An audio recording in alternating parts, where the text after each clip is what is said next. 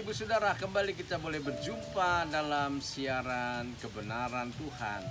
Mari tundukkan kepala kita berdoa. Bapa, kami ucap syukur kepadamu Tuhan saat sore hari yang indah ini. Kembali kami duduk diam untuk menerima kebenaran firman Tuhan. Biarlah kasih Tuhan, anugerah Tuhan menyertai setiap kami. Biar lewat kebenaran firman Tuhan kami disadarkan, diingatkan, dan kami mendapatkan kekuatan yang baru dari Tuhan. Terima kasih Bapa, kami mengucap syukur dan kami berterima kasih buat berkat Tuhan. Urapi hamba-Mu, urapi umat-Mu sehingga siap kami sama-sama menikmati sukacita dan damai sejahtera daripada Tuhan. Dalam nama Tuhan Yesus, haleluya. Amin. Saya lagi shalom Bapak Ibu Saudara. Kita bersyukur bahwa anugerah Tuhan yang luar biasa memberikan kesehatan kepada kita. Bapak Ibu Saudara, walaupun saat ini pandemi COVID-19 yang belum berakhir, disusul lagi dengan varian baru yaitu Omicron, ya. Tapi kami percaya, kita percaya sukacita Tuhan, damai sejahtera Tuhan selalu menyertai kita. Kita tetap kuat di dalam Tuhan. Begitu banyak beban berat yang harus kita pikul, yang harus dipikul oleh bangsa negara kita dan seluruh orang di muka bumi ini. Tapi saya mau sampaikan, tetap kekuatan Tuhan, sukacita, damai sejahtera Tuhan menyertai setiap kita semua. Nah Bapak Ibu Saudari kasih Tuhan Kristus, saat ini ada banyak orang sedang mengalami yang namanya krisis mental, krisis kesehatan mental. Bukan kebetulan bahwa tema besar yang kita usung, The Year of Spiritual Health, adalah tahun kesehatan rohani. Saudara, saya melihat dalam sebuah cuplikan bahwa saat ini ada sebuah contoh negara Hong Kong. Negara Hong Kong saat ini sedang mengalami krisis kesehatan mental. Dan di sana dikatakan bahwa 1 dari 7 orang di Hong Kong mengalami depresi atau gangguan mental dikarenakan tekanan di dalam hidupnya. Bukan cuma itu Bapak Ibu Saudara, di Hong Kong ya, mereka mengalami yang namanya endemi kesehatan mental karena hampir seluruh wilayahnya mengalami tekanan. Jika pandemi terjadi di seluruh wilayah yang ditetapkan oleh pemerintah, ini bersifat endemi, ya kan? Nah, yang ketiga, di Hong Kong sana untuk mendapatkan seorang psikiater, warga Hong Kong itu harus mengantri 9 hingga 2 tahun. Itu pun ketika mereka berkonsultasi ke psikiater itu berlangsung hanya singkat saja. Saudara bayangkan, begitu amat sulitnya orang di sana mencari seorang psikiater dan berharganya seorang psikiater di sana. Untuk apa? Hanya sekedar ya menampung, menerima curahan isi hati dari warga, khususnya dengan tekanan yang sangat berat yang berpotensi membuat orang putus asa, bunuh diri, dan lain sebagainya. Pak, Bu, kalau kita lihat di televisi, kelihatannya tidak ada masalah, kelihatannya aman-aman saja. Tapi di balik semua itu, ternyata ada persoalan besar yang dialami, yaitu gangguan kesehatan mental. Nah, kita bersyukur kepada Tuhan di Indonesia, walaupun kita juga mengalami tantangan, persoalan, pergumulan, entah itu pergumulan rumah tangga, entah itu pergumulan ekonomi sehari-hari, dan pergumulan pekerjaan dan lain sebagainya. Namun kita bersyukur kita masih diberikan oleh Tuhan kesehatan secara spiritual, secara rohani. Makanya Alkitab bukan sekedar mencatat, tapi mengajak, menghimbau. Dalam kitab Mazmur dikatakan bahwa aku bersuka cita ketika ada orang mengajak aku untuk pergi ke rumah Tuhan. Ya, Mazmur 122 ayat pertama, ya kan? Kenapa pergi ke rumah Tuhan mendatangkan sukacita? Kenapa kita bersyukur di rumah Tuhan? Karena walaupun kita mengalami tekanan secara mental, walaupun kita mengalami tekanan secara batin, tapi kita masih bisa mengucap syukur, masih bisa berterima kasih. Karena apa? Karena beban persoalan saudara belum sampai menekan saudara ke dasar. Ya, nah Bapak Ibu Saudara, ada kisah tokoh-tokoh Alkitab, minimal saya jumpai ada 3 orang ya, yang mengalami tekanan atau depresi, tapi dia keluar dari tekanan itu bukan karena dia hebat, tapi karena dia ingat betapa besar kasih Tuhan. Ketika dia ingat bahwa Tuhan lebih besar dibanding masalahnya. Ketika dia ingat bahwa hanya Tuhan yang bisa memulihkan hidupnya, maka tokoh-tokoh ini berserah, berharap, bergantung penuh kepada Tuhan. Walaupun tekanannya bervariasi, walaupun tekanan masalah yang dialaminya itu berbeda-beda, tapi dia bisa keluar berhasil dari persoalan karena ada Tuhan yang menyertai orang-orang ini. Bagaimana dengan saudara? Apakah saudara merasa ada Tuhan bersama dengan saudara? Ketika engkau melewati masalah, ketika engkau menghadapi tantangan yang berat. Mari, yang pertama yaitu tokoh Daud. Ya, kita tahu kalau Daud adalah salah satu tokoh besar dalam Alkitab yang pernah mengalami depresi yang cukup besar. Kenapa begitu? Saudara ingat ketika dia diurapi oleh Samuel menjadi raja kedua menggantikan Saul. Dengar, dia tidak otomatis naik ke singgasana tahta yang seharusnya menjadi bagian, ya kan, daripada apa yang harus dia terima. Tapi dia dikejar-kejar untuk apa? Dibunuh oleh Saul sebagai seorang raja yang masih berkuasa pada waktu itu. Saudara, kalau kita dengar berita dibunuh atau mau dibunuh, waduh, stres sudah. Pikiran kita sudah kacau. Berarti nyawa saya menjadi taruhan, berarti nyawa saya di ujung tombak. Saudara, Saul harus berpindah-pindah tempat, dikejar oleh Saul. Hal itu mendatangkan depresi sampai Daud pernah bersembunyi, ya, di sebuah gua. Untuk apa? Untuk menghindari kejaran dari Saul. Artinya apa? Begitu besar tekanan yang dialaminya. Belum lagi tekanan yang pernah dialaminya, yaitu dia mengalami tekanan ketika Absalom anaknya yang merupakan darah dagingnya hendak mengkudeta kerajaannya, hendak membunuhnya. Mungkin untuk hal yang pertama ketika dia dikejar Saul, dia masih bisa berkata, ya pantaslah, kan orang lain yang iri, sirik, dengki terhadap dirinya, maka orang itu ingin mencelakakan dirinya. Itu pantas karena itu orang lain. Tapi berbeda untuk hal yang kedua ketika salah seorang anaknya yang bernama Absalom yang menjadi darah dagingnya ingin mengkudetanya, bahkan ingin membunuhnya. Waduh, itu hal yang menurut saya sangat berat. Kenapa begitu? Karena ini orang dalam, anaknya sendiri. Masalah terberat adalah ketika kita harus berhadapan dengan keluarga kita, dengan anak kita. Dengan baik, tidak mudah bagi seorang Daud untuk bisa keluar dari depresi yang menekan dalam hidupnya. Ya, sampai-sampai ketika Absalom terus mengejarnya, Daud sempat berpesan kepada anak buahnya, kalau bisa nyawanya jangan kau apa-apakan, karena dia bagaimanapun anakku. Saya mau bilang hari ini, Pak, Bu, mungkin bagi Daud tidak ada hal yang lebih besar masalahnya dibanding dia akan harus berhadapan dengan anaknya sendiri. Oleh karena itu saya mau bilang buat anak-anak muda, selama kau masih punya orang tua, kalau kau masih bisa menyenangkan mereka, senangkanlah mereka dengan caramu masing-masing tentunya. Jangan kau menginginkan kematiannya, jangan kau melakukan kejahatan terhadapnya, karena next kau akan jadi orang tua. Nah, contoh yang kedua adalah Ayub. Ayub juga mengalami depresi, walaupun dia tetap kelihatan lebih tegar dibanding tokoh-tokoh yang lain. Kenapa tidak? Saudara bayangkan, ada lagu bilang begini, harta yang paling berharga adalah keluarga. Saudara bayangkan, 10 orang anaknya harus meninggal, tewas dalam waktu yang bersamaan. Tidak ada satupun dari anaknya.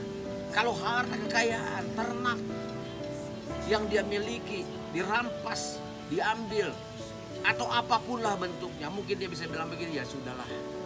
Tapi kalau anak yang merupakan harta, kebahagiaan orang tua, harus meninggal, tewas seketika sampai 10 orang. Itu menjadi sebuah goncangan dalam hidup daripada yang namanya Ayub. Nah, Bapak Ibu Saudara perlu ketahui bersama, ketika goncangan itu terjadi, saya mau bilang, Ayub lebih berharap kepada Tuhan. Dalam kondisi yang merasa terbuang, dia tetap menaruh harapan di dalam Tuhan. Imannya tidak pernah goyah, walaupun dalam beberapa perikop kita melihat dia mengungkapkan seluruh isi hatinya, seluruh keluh kesahnya kepada Tuhan. Tapi pada akhirnya dia harus berserah kepada Tuhan.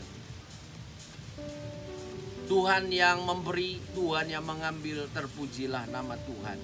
Itulah kalimat yang mungkin mudah untuk kita ucapkan, tapi tidak mudah untuk kita lakukan dan praktekkan. Tapi itu Ayub lakukan karena dia menaruh harap hanya kepada Tuhan.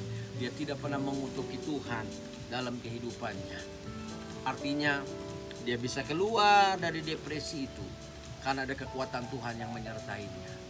Bapak Ibu Saudara, saya mau bilang, mungkin engkau sedang mengalami persoalan pergumulan yang cukup berat. Mungkin kau katakan permasalahanku lebih besar dibanding orang-orang yang ada di sekitarku, Pak Pendeta. Mungkin kau bilang orang-orang lain, saudara-saudara kami, orang tua kami tidak tahu apa yang kami sedang hadapi, Pak Pendeta. Saya mau bilang, cukup kau punya Tuhan yang mendengarkan setiap keluhan, seruan, doa saudara. Itu sudah lebih daripada apapun yang ada di muka bumi. Berdoalah, berharaplah, bersandarlah kepada Tuhan.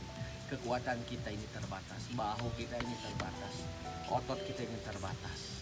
Ayub serah kepada Tuhan. Ayub mengangkat tangan di hadapan Tuhan.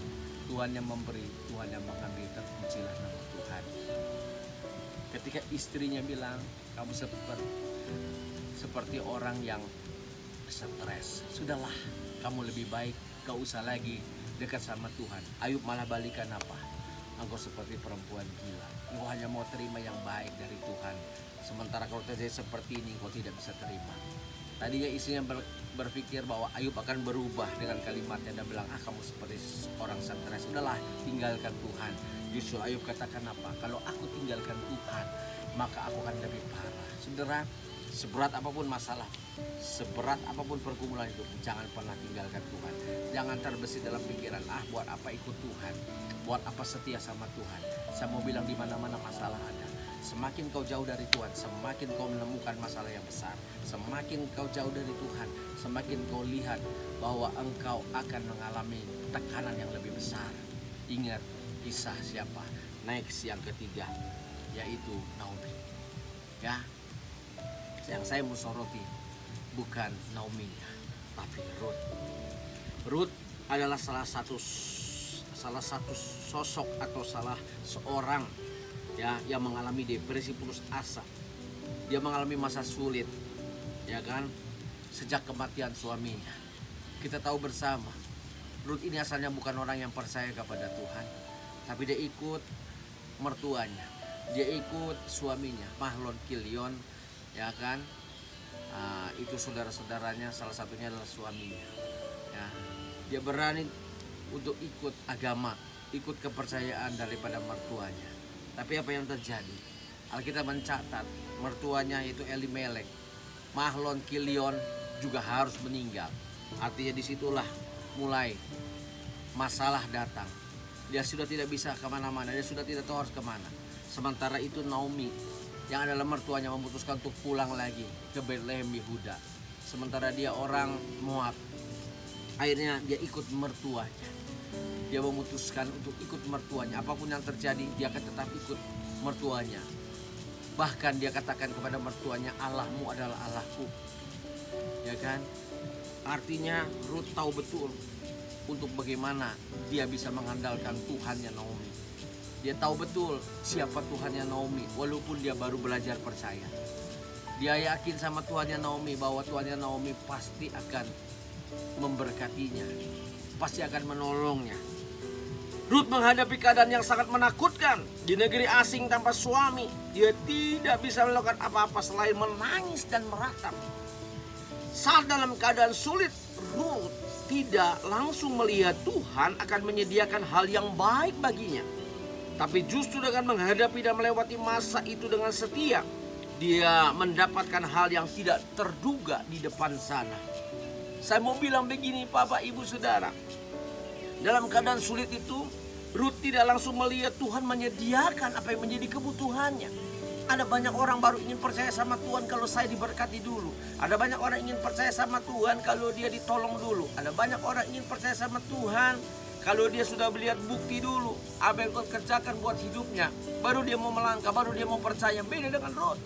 Ruth tidak pernah melihat dulu apa yang Tuhan akan sediakan buat hidupnya. Yang ada adalah Ruth bagaimana setia kepada Allahnya Naomi. Yang ada Ruth setia kepada Tuhannya Naomi. Dia ikut Naomi. Dimanapun Naomi berada, disitulah Ruth katakan, aku berada. Kalau engkau bermalam di situ, aku juga bermalam di situ. Allahmu adalah Allahku. Itu sesuatu yang dahsyat untuk seorang yang baru percaya, untuk seseorang yang baru bertumbuh, untuk seseorang yang baru mendengar Allahnya yang dimiliki mertuanya hebat. Itu sesuatu yang luar biasa. Banyak orang jadi Kristen sudah dari sejak lahir, tapi karena masalah sedikit lari tinggalkan Tuhan. Ada banyak orang dari kecil ikut sekolah minggu, ya kan? Ada persoalan dalam gereja, kecewa, tinggalkan Tuhan. Ada banyak orang jadi Kristen baik secara KTP, ya kan, bahkan ikut orang tua, tapi ketika dia tidak mendapatkan apa yang dia harapkan di pelayanan di gereja, dia mulai bersungut-sungut, dia mulai menyalahkan orang lain, dia mulai menyalahkan pelayanan dan lain sebagainya. Saya mau bilang, Ruth adalah orang yang tegar. Saya percaya dalam perjalanan dari Moab menuju Betlehem Yehuda bukan tanpa masalah. Saya percaya ketika Ruth ada di Betlehem Yehuda juga bukan nggak ada masalah. Karena apa? Dia nggak punya apa-apa. Bahkan Naomi bilang, jangan panggil lagi aku Naomi, panggil aku si Mara. Karena Tuhan sudah buat kepahitan terhadap diriku. Saya mau bilang, Pak, Bu, saya percaya ketika dari Betlehem Yehuda, Ruth dan Naomi mengalami banyak hal. Ya, tantangan, pergumulan, kepahitan, kekurangan. Tapi Ruth tidak pernah bersungut-sungut. Ruth tidak pernah menyalahkan keadaan. Ruth tidak pernah menyalahkan mertuanya. Ruth tidak pernah bilang begini, aku menyesal ikut kamu. Tapi Ruth berkata, aku tahu Tuhan akan menolong aku. Ya kan? Ada lagu berkata, segala perkara dapat kita tanggung dalam Dia yang memberikan kekuatan kepada kita. Dialah Tuhan yang setia. Nah, Bapak Ibu Saudara, kita mengatakan bahwa Tuhan tidak pernah mengizinkan masalah lebih besar dibanding kekuatanmu, karena Dia akan memberikan solusi jalan keluar. Jadi hari ini saya mau bilang kepada Bapak Ibu Saudara, di tengah persoalan pergumulan yang membuat kita depresi, membuat kita kadang-kadang alami keputusasaan, masalah, tetap percaya Tuhan kita Tuhan yang luar biasa. 3 tokoh ini mewakili. Belum lagi nanti ada Elia yang mengalami juga tekanan, ya kan, dan masih banyak lagi. Namun saya percaya di balik semua itu Tuhan punya rancangan dan rencana yang besar buat hidup setiap kita orang yang percaya kepada Tuhan. Sahabat soleh kiri kanan saudara, kalau sudah duduk dekat dengan orang-orang di sekitar saudara, bilang jangan depresi, karena Tuhan masih menyertai kita. Amin. Untuk kebenaran firman Tuhan kita berdoa. Bapak, kami ucap syukur kepada Tuhan karena sore hari ini kami diingatkan untuk kami tidak boleh depresi, mengalami tekanan, menghadapi tantangan dalam hidup. Kami diajak untuk tetap berharap, bersandar dengan kekuatan Tuhan. Kami bersyukur karena ada contoh yang Tuhan izinkan untuk kami boleh jadi contoh dalam hidup kami, yaitu Ruth. Ruth ketika dia melewati kesulitan, ketika dia belajar percaya untuk mempercayai Tuhan Allahnya daripada mertuanya, dia tidak langsung mendapatkan solusi jawaban secara instan. Tapi Ruth menjalaninya dengan setia, dan Ruth tahu Tuhan pasti akan menolongnya. Dan pernyataan Tuhan tidak dapat diprediksi oleh manusia. Terima kasih Tuhan buat semua yang Tuhan buat dalam hidup kami. Kami bersyukur dan kami merasa hidup kami diberkati Tuhan. Kami Tuhan percaya anugerah-Mu pasti ada buat setiap kami. Tuhan Yesus, biarlah jamaah setiap umat Tuhan. Yang sakit disembuhkan, yang lemah dikuatkan, yang susah dihiburkan, yang kekurangan diberkati Tuhan. Sekarang mari kedangkan tangan saudara di hadapan Tuhan, arah kematan saudara kepada Tuhan. Sekarang terimalah berkat dari Allah Bapa, sukacita, damai sejahtera dari Tuhan Kristus. Biarlah anugerah Tuhan menyertai setiap kita semua. Haleluya, amin. Nah, Bapak Ibu Saudara, kita mengucap syukur kepada Tuhan kembali di tempat yang nyaman, dingin di daerah Ubud, Bali, di Dekayon, yang sangat luar biasa indah. Saya menyampaikan suara kebenaran ini bersama dengan Sharon Cornelia Elizabeth. Selamat menikmati anugerah Tuhan, tetap semangat. Salam sehat bagi kita.